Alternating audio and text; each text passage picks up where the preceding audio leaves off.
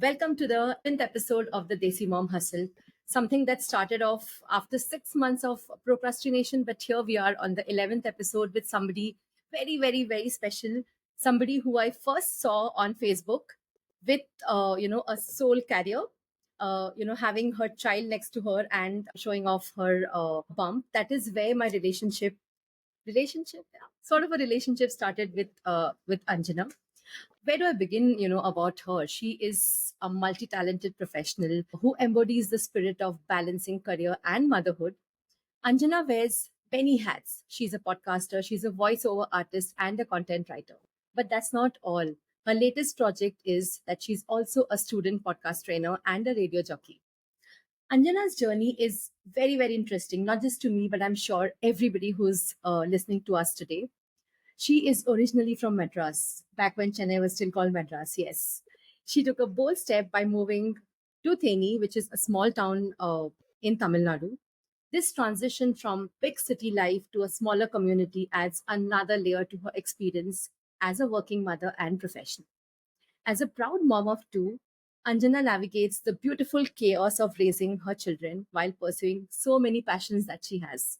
When she is not behind the microphone or crafting compelling content, you might find her indulging in her creative side through crocheting, a hobby that adds yet another dimension to her bustling life.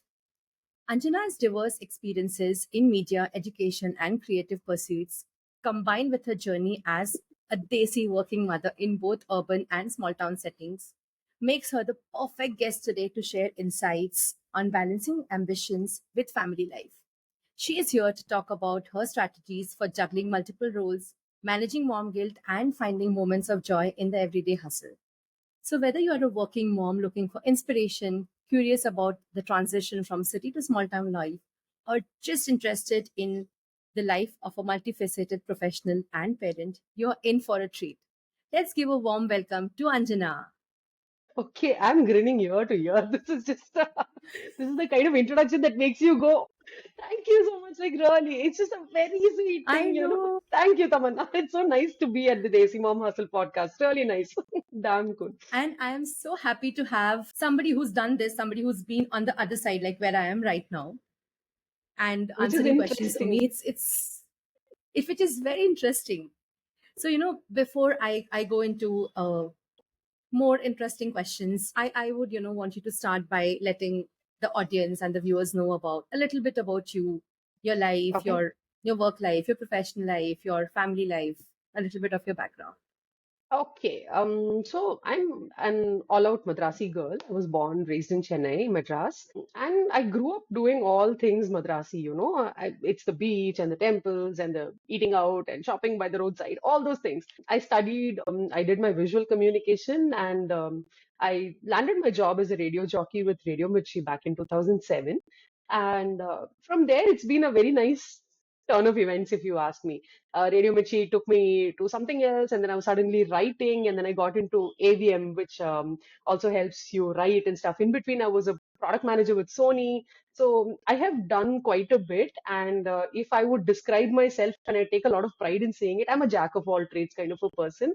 So there's nothing that I would not do. I would just give everything a shot kind of a person. So I have two kids, a boy and a girl. They are 9 and 7, and we now live in Theni. I did move from Madras to Coimbatore, which my husband thinks was like a transition because he was slowly prepping me to come to this small town life. So Madras, Coimbatore, and then Theni happened, and we've been here for 8 years. It's 8 huge years. So yeah, that's me in a nutshell.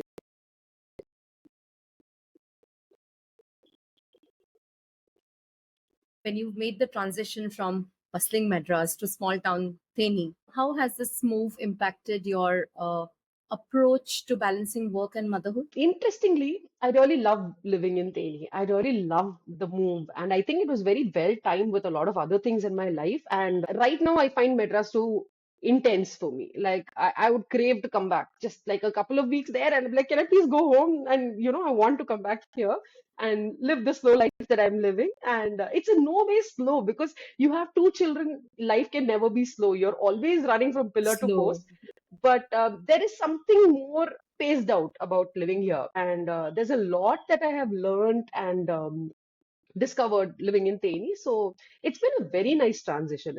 I think it's been amazing, and I wouldn't trade it at all. I'm just happy where I am. I've always wondered, because you stay in a comparatively smaller town.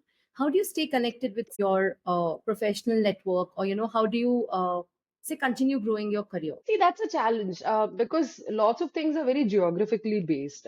But then there is also the bandwidth of being online these days that you just have to learn to look at the right places and you will find opportunities.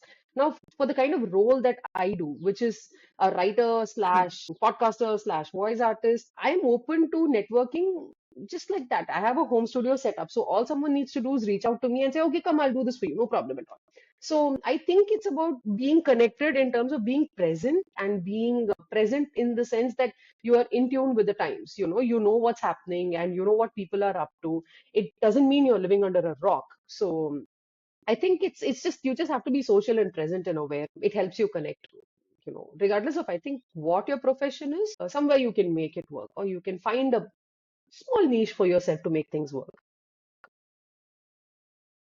What has been the biggest surprise about motherhood uh, that you were not prepared for? The fact that both my kids are not the same, they are like worlds apart. And the most complicated thing about it is I am not raising the same kids. They're two very, very different people. And what applies to my son doesn't apply to my daughter at all, not 1% of it. So, bringing that, and especially ever since she turned 5 and has been vocal with her thoughts and opinions, has been like the biggest surprise, because my son was okay to manage. He was like, kuch bhi kar lega, and he's fine with like the basics and he doesn't complicate things too much. But my daughter is born complicated. She's like, I want things a particular way. Why are you not being the standard?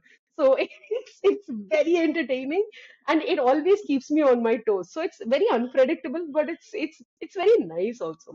And raising boys, it's not the same as raising girls. I usually take reference from my childhood and I realize that raising boys has got nothing to do with how I was raised. So that's fun. That's a lot of fun as well. Totally.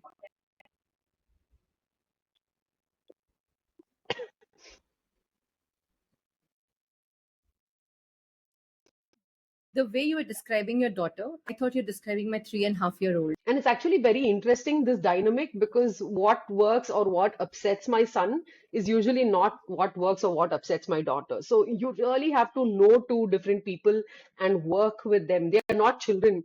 कि कुछ भी कर लो, they'll accept it. You really have to be sensitive to their particular needs. And it's both irritating and sometimes because you just want to get things done and move to the next thing. Yeah, but it's nice. It's a nice learning. So you it's just fun. Always believe, when you have multiple kids, your guilt is also multiplied.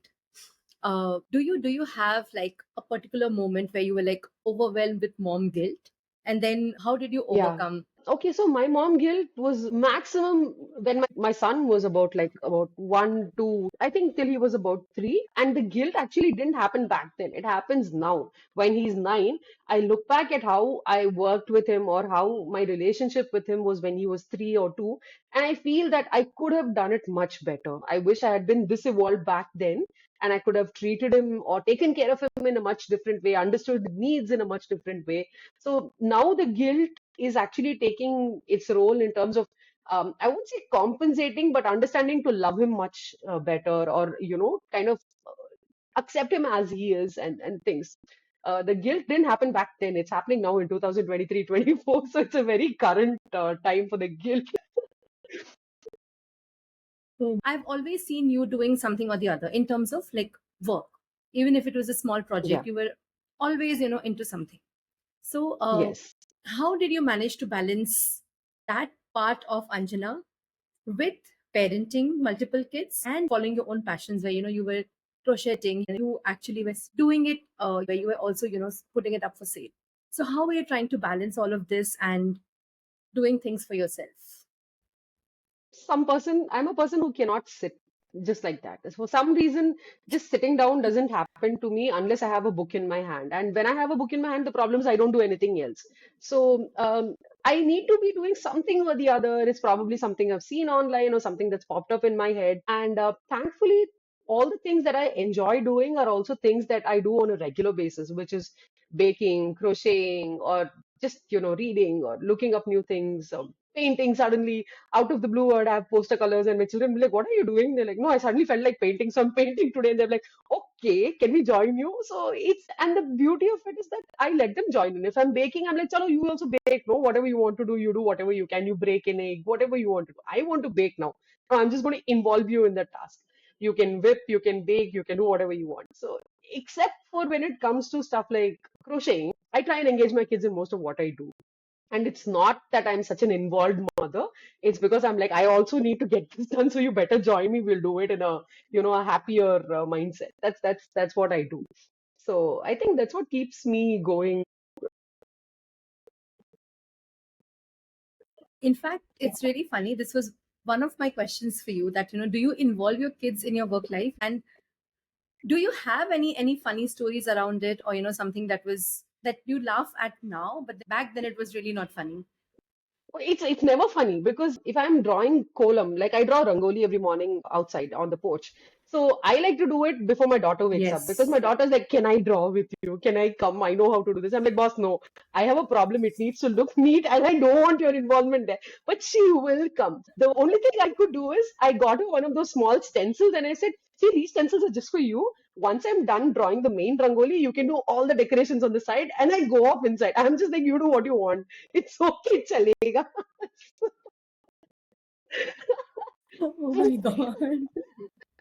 So you see, I'm not doing the whole beta chalo, we'll do this together, learn this together kind of a thing. I'm just like, yeah, yeah, okay, you do what you want to do. I'll also do what I want to do. The fun thing is they're learning something in this But is that's so completely on cool. them. Yeah, if you say that. Oh, it is cool because, you are sort of, what I've learned is the kids always look at you and they want to do things because Yeah, mama is doing it, and it must be so cool to do it. true, correct. Yeah, it is. And in And fact, I like luckily, he's how not saying, so that happens. So my kids, last a couple of years back, my husband and my kids, they gifted me a podcasting mic. And they said, we know you've been wanting this for a very long time, so here you go. And the first thing they did to inaugurate it, they didn't say, "Amma, say something." They said, "Hang on, can you record? We want to say something." Like, okay, chalo, no problem. Can you imagine the excitement that would have been there for them? oh my God, It's like really fun. It's a good fun. It's oh my really good God. fun. Yeah, it is. And I mean, see, this is the kind of, childhoods that we want to give them, right? I mean, Yeah. this is called being involved, doing things together, and, yet doing it independently. I mean, there's a different kind of fun in that. Yeah, that there is. You said you also have the creative outlet part, where you're painting, you're baking, you're crocheting. So, how do you manage to find time for it, because you're doing so many things? See, so I actually, when you saying this, I realize how sad it must be for my husband because our house is always a work in progress. There's something or the other that's always happening. So suddenly I'll be making cushion covers, and he's be like, "Ye kahan se aaya?"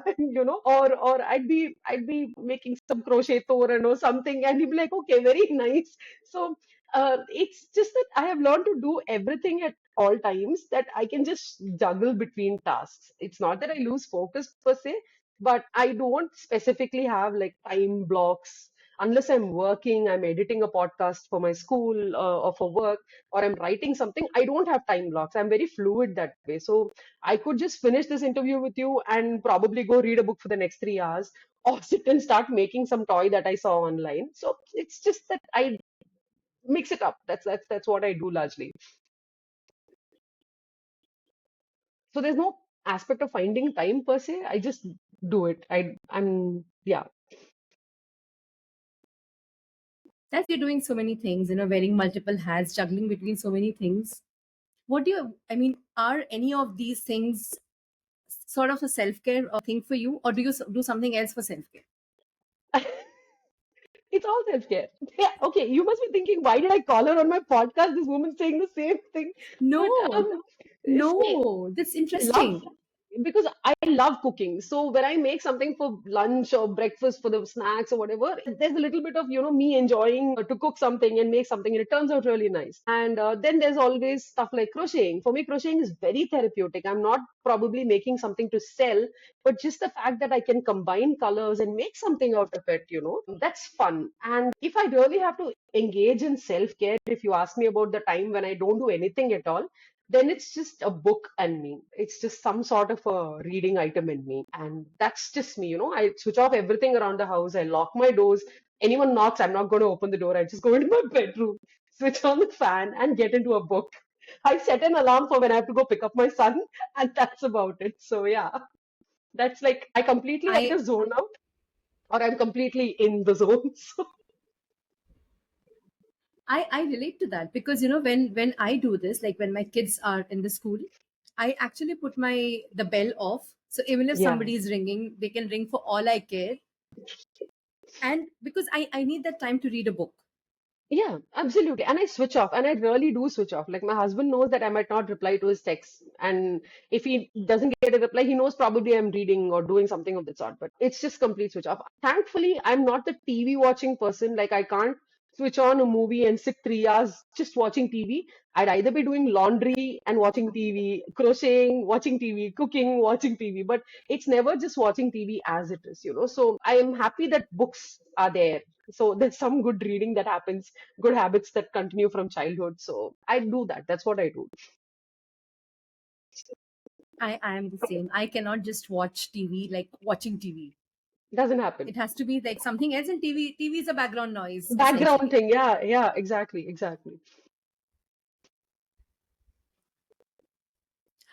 Because you've done so many things, even if it's as, like maybe you started them as a new hobby or, hmm pursuing it for the sake of it.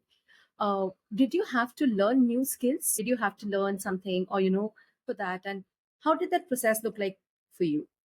You have to learn, even if it's basic cooking, you have to learn something or the other every single day.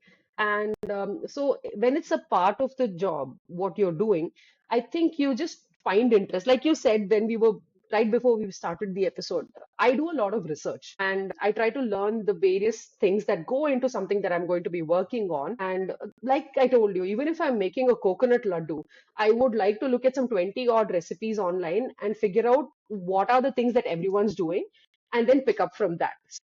If it's crochet, then I have to upskill because I also teach crochet. Doing crochet and making dolls is very different from teaching someone how to crochet. It's very easy to cook, but if you have to teach someone how to cook, then you realize that there are a lot of gaps that need to be filled. Right. Upskilling or learning definitely is a constant thing. And when you're writing, you are no longer just writing offline. You can use a lot of tools online to help you write better.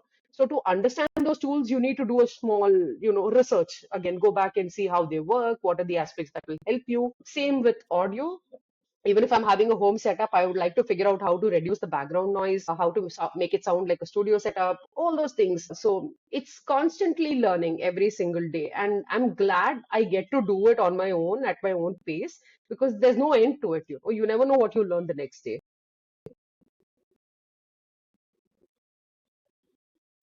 How do you manage to find time to do all this, like, researching or, finding what do you want to do? Right. So for me, the time between 10 or 10:30 a.m. and 3 p.m. is my time. Unless I have work that day where I have to go to school, that's my window to do whatever I want.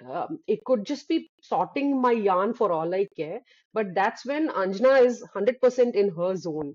I am not answerable to my kids, my husband, my family, the maid, no one. 10:30 to 3 is my time, and that's when I do maximum amount of work. And what helps me is I like to keep a to-do list. Even if it's just find out how to do this, I write it down because I won't call it mom brain per se, but I am a very scatterbrained person. I like to think of 100 things at the same time. So since I don't want to forget something that's important, I write it down and I ensure that I have gone through at least 50% of my list by 3 p.m. I've done some substantial amount of work, and that's how I do it.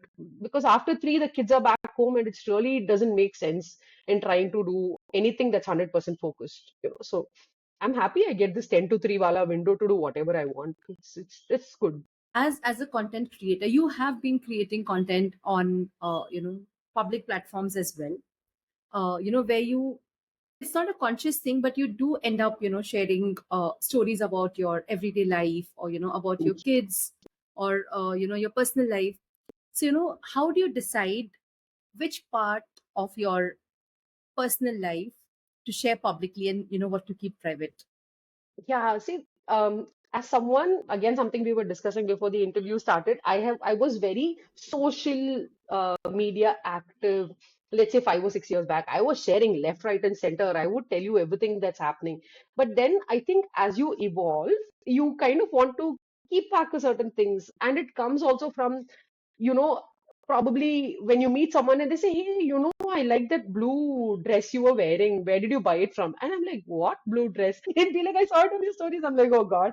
Anjana, either you have to remember what you're saying or don't say it at all. That's my rule. So if I don't remember what I'm putting out, then I don't want to put out anything complicated because I don't want to go back and track back activities and stuff. See, that way I'm a very lazy person. So I try to keep it at the bare minimum. So if someone says, what's the recipe? I have the recipe ready. But someone says, how did you do that back then? I'm like, okay, what did I do in 2016 again? So I think I learned with time. That's all.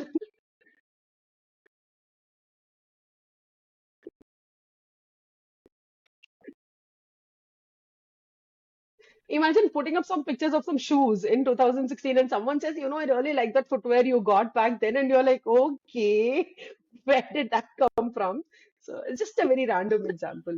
I think also as my kids are growing up, I have had some instances where some people have come up to them and said, they've said to my son, I saw this post of yours, you were very cute back then. And he said, Ma, what picture are they talking about? I hope it's not something that will embarrass me now. For their sake, at least now I'm starting to hold back a lot more, and do only stuff that's very me, just me, not anyone else.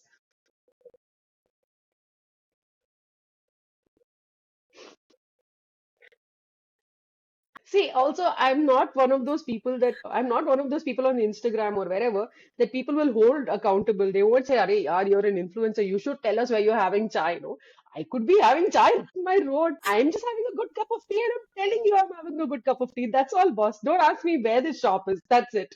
So I'm just sharing bits and pieces of me, and it's not about promoting something or, constantly telling people where to go, what to do. I'm sure they know where to go, what to do. I'm just doing what I'm doing. If you like it, thank you. If you don't like it, it's okay. You'll find something that you want to do. That's it. Simple. I So, mean, always think that when you're in a smaller town, life is mhm, slightly simpler because the hustling is slightly slower. true. So how did you go about finding, creating a support system for yourself, both Okay. professionally and as a mother? So when I moved to Theni, it was from Coimbatore, and it was also a time I had been diagnosed with PTSD after the birth of my second child.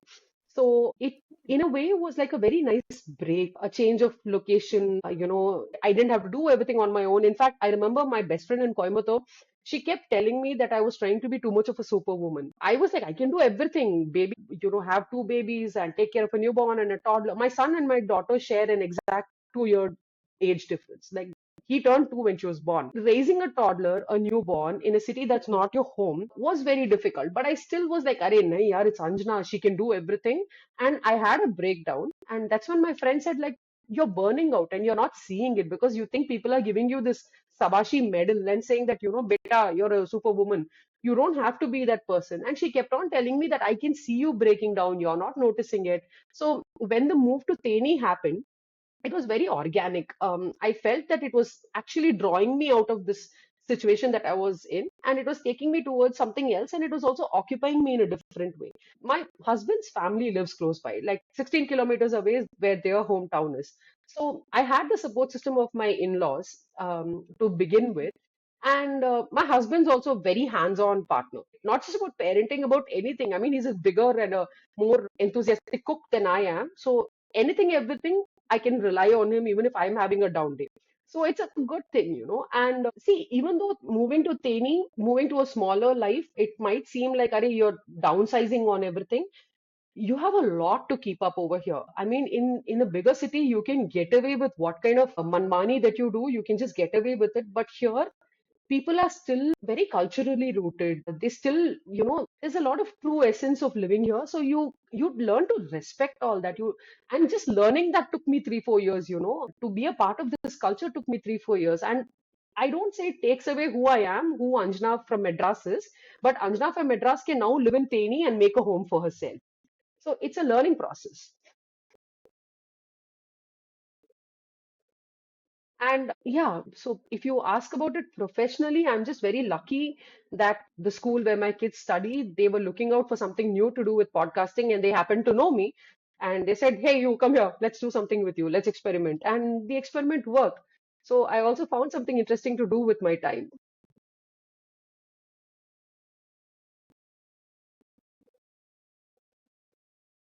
And how interesting or challenging or difficult is it, like to teach podcasting, or doing it with younger kids, young adults.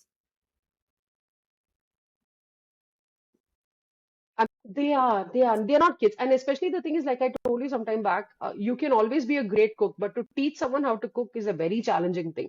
With podcasting or talking, I know I'm a natural and I know I can do a really good job at it. But for me to have the patience to sift and sort through, say, 300, 400 students and pick out a handful and produce a podcast and keep it running for 3 years has been a big learning curve. And these kids are amazing to work with. The thing is, it's really nice to see the kind of ideas that they come up with. And at some point, they are not afraid to share their thoughts. They just tell me, ma'am, what was that last episode, ma'am? Better editing. I'm like, okay, boss, thank you for telling me that. I'll work on it next time. So it's still relevant and they kind of keep you down. So it's good fun. It's really good fun. So many new ideas and so many new thoughts they come up with. And it's just very simple. If I go tell them about, say, something that's been happening in the news, and I just say, what do you guys think about it? They have such strong opinions about it as well. So I think I'm lucky to still be in that space with them because I'm not letting myself get old by any chance. I'm still dealing with like teenagers and it keeps you on your toes. Such a really good thing working with them.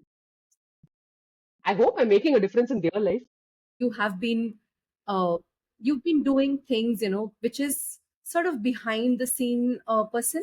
You've been writing content, you have been doing voiceovers, you've been doing audio podcasts. So where does your relationship with video stand, where people can see Anjana, and they can see her expressions. I mean, they just listen, but then how does your relationship with video podcasting stand?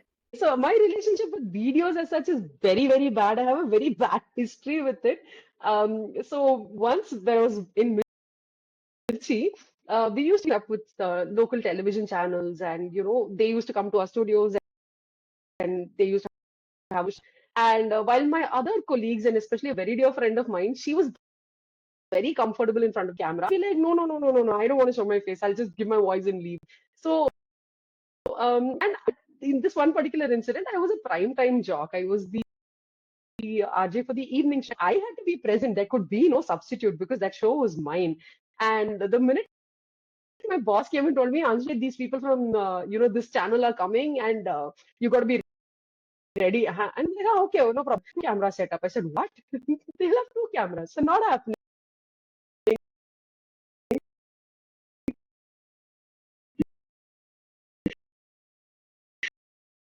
And she's like, what do you mean not happening? Well, I'm saying, I'll do. If you want to play the camera, you do that. It's like, it's me with two plates of waffles. Are you the waffles that you like? I'll buy two plates of them. You please, मेरी माँ तू जाके show. I'm sure I've given my boss heart attacks after heart attacks. Because every time I was up, they'll want to do a video segment with me, and I'll go running under some console. And back then I was slightly in a better shape, so I could fit on consoles. I would go and hide, and she'd have to drag me out to make her some kg kit. I don't know. I think I'm just very conscious of me through a camera or like the perception of me is very different. If you with me face to face, then I'll be having you rolling in laughter. That's who I am, essentially. So I think I get conscious in front of a camera. So that's will talk my life successfully for a very long time. But you're here today, and you, I know, and you're here, and I I would love to say, because I've been watching you for the last so many minutes, you've not been conscious at all. Like you are, who you are. All that will happen after this call, have a cup of coffee and panic over what I have done and said. Now it's thank you because you've made it so comfortable that I don't feel like I'm being interviewed or like, you know, so it's just a very comfortable conversation. Thank you so much, Anjana, for coming. I had such an amazing time talking to you. I mean, I got to know you a little better, obviously. I'm sure people who will listen to you will realize, moving to a smaller town is by no ways, going to, restrict you from growing, or, it's going to be a dampener in your life. It's in fact going to be more fun. Like I see you having more fun than I do. Yeah, that's true. So yeah, it's a good thing. It's just a good thing the way you look at it. And it doesn't mean I don't have my bad days. I have a lot of bad days, which my husband and my children see. But the reason why we love the good days, right? So it's just that. Yeah. Thank you. Thank you so much for actually, like I said, researching someone is it's not a simple thing. And I'm so glad that you have actually considered me worthy of the Desi Mom Hustle podcast. It's been one absolute fun time for you. And I hope I've helped in some way. Thank you.